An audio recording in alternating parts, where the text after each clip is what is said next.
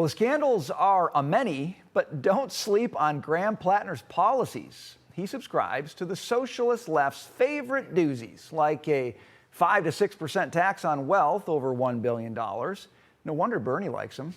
Ending certain tax breaks for the wealthy, like capital gains. And by taxing the rich, he wants a cost of living federal income tax exemption for certain Americans. Far left candidates across the country are pushing these ideas. Enter Nithya Raman, who beat out Spencer Pratt in the Los Angeles mayoral race and is advancing to the general.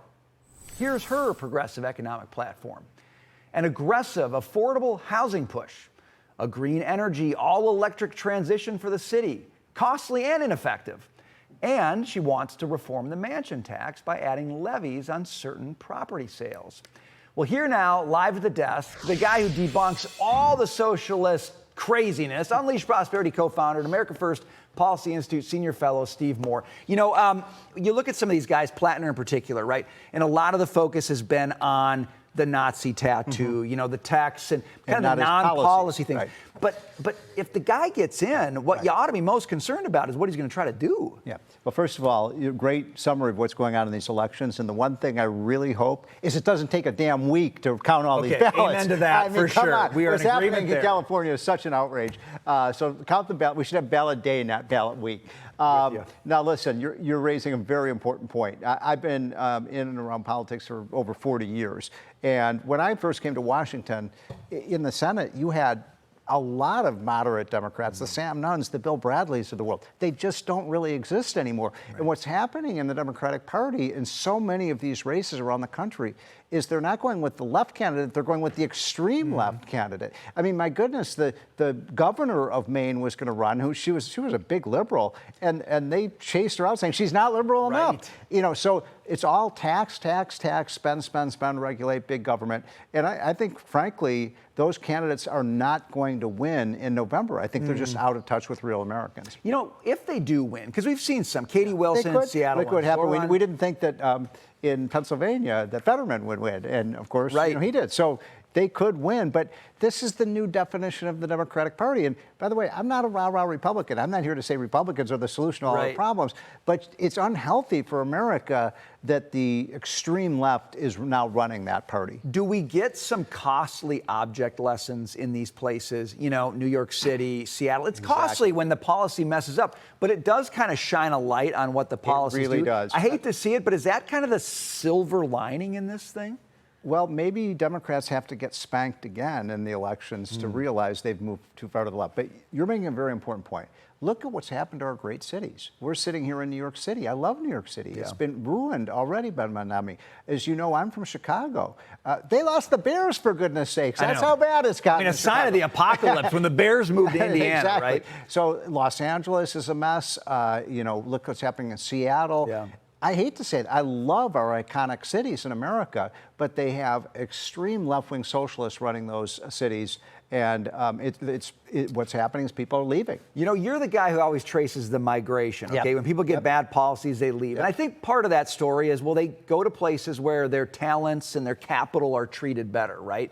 There's another side to that story, which is some of the places who receive those folks fleeing from blue states say, I'm a little concerned about you bringing your blue state sensibilities with you. And I just wonder, when you trace everybody moving, do you ever talk about what places like Texas or Florida need to do to inoculate themselves against that? So it's a great question. Art Laffer and I are writing a book on this whole phenomenon of why are so many people moving, who's moving, what is their political ideology.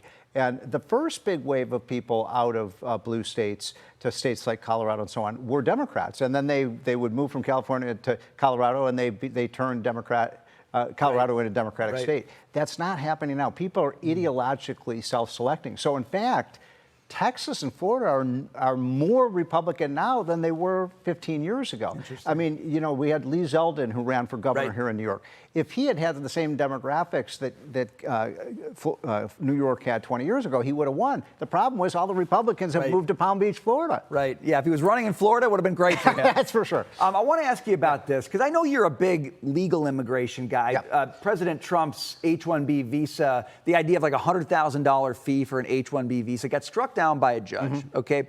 I just had a conversation with Brandon Gill about immigration and kind of maybe some laxity even on legal immigration, not getting the policy right. How do you think through all of these kind of the H-1B visa fees, and how do we get legal immigration right without the open border mess that we had under Biden?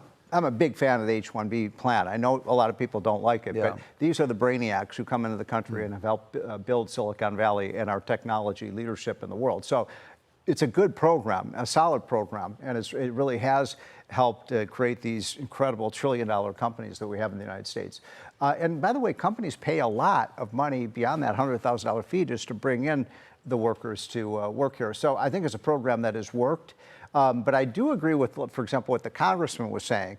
If when immigrants come into the country, we want the immigrants who are going to be working and paying into the system, not going on welfare. So I do think it makes sense. If you've got an immigrant who came into the country, there's always been a policy in this country from our founding that you had to prove that you would not become, quote, a public charge to the taxpayers. So if the first thing the immigrants do is go on these welfare programs and cheat, then I think they should be deported. Yeah, I mean, going on welfare programs at this point is that's like very benign compared to ripping off millions and millions of dollars in places like California. I think we do a disservice to the immigrants. And by the way, most immigrants who come into the country do not go on to welfare. They contribute, and they're great contributors to our country. But you have to come in legally, and you don't get to come into the country to go on these programs. And if you do, if you're cheating, you should be out of here. Yeah, I think a good hard look at all of that is well warranted. Steve Moore, great to see you. I'm so proud to be in Dagan's seat tonight. What a treat for the bottom line. All right, coming up.